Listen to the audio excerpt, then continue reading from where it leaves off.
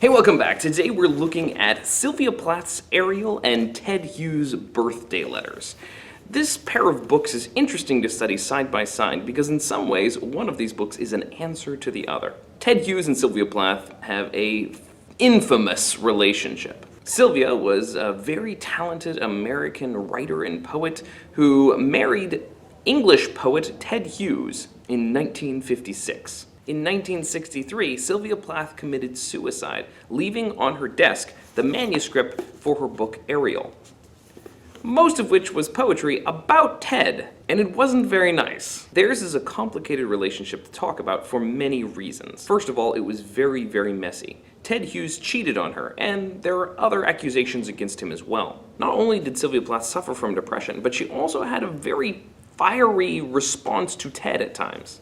And a lot of critics have gone so far as to lay Sylvia's suicide at Ted's feet. After she died, he published her manuscript that was on her desk, but he changed it. He removed some poems and reorganized it. Something that didn't sit well with critics. He also burned her final journal. All of that, along with some letters that came to light in recent years, make it seem rather scandalous. And yet, what business is it of any of ours? Why should we dig into the personal lives of poets? After all, Ted and Sylvia's daughter, Frida Hughes, frequently asked people not to glorify Plath's suicide and not to villainize her father, Ted. She hated the sensationalism of the story and the way people were using her personal life as entertainment.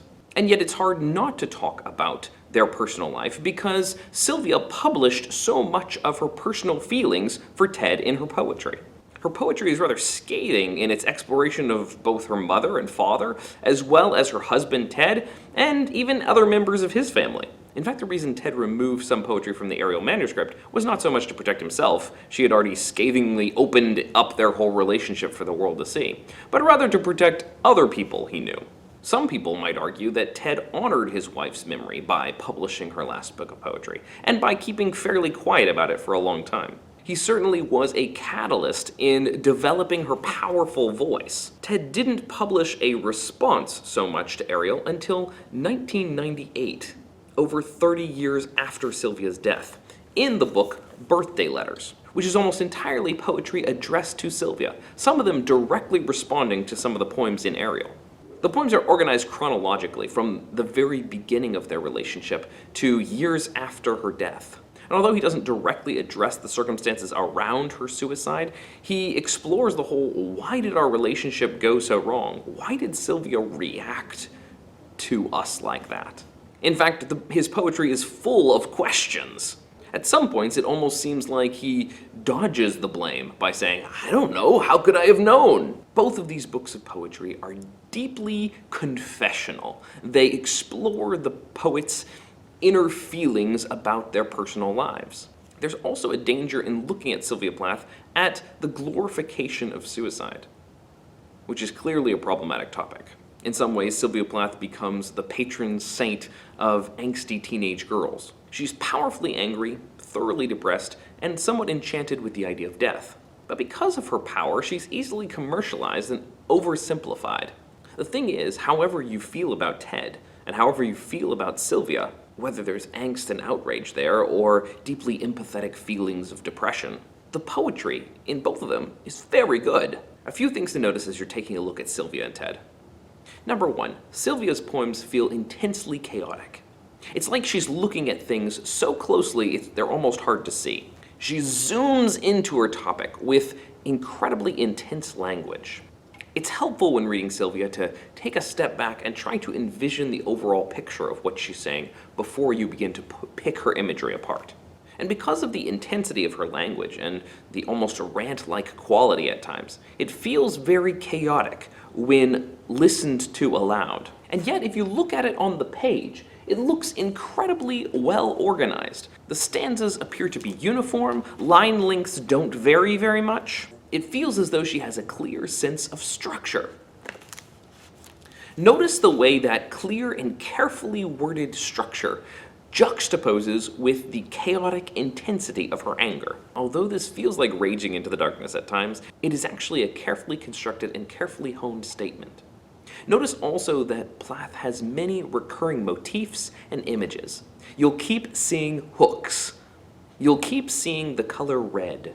You'll keep seeing the moon. And as you go through Sylvia's book, it's well worth it to make a list of key images that you see recurring over and over again.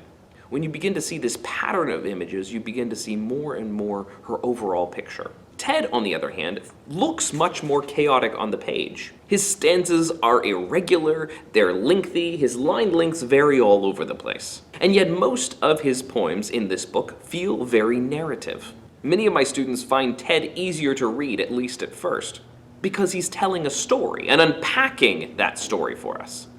He's also clearly using Plath's imagery, and at times he specifically responds to some of her poems. For instance, there is a famous poem in Ariel called The Rabbit Catcher.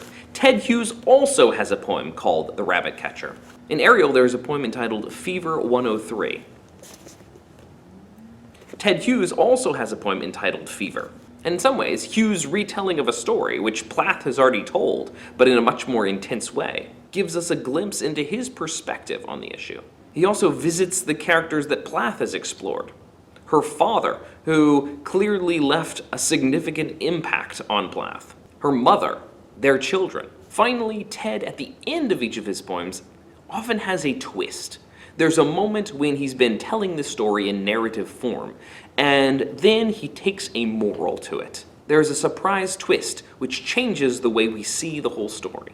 As you go through, notice the questions that Ted asks. Notice the ways that he separates himself from the events, even though he's a character in them.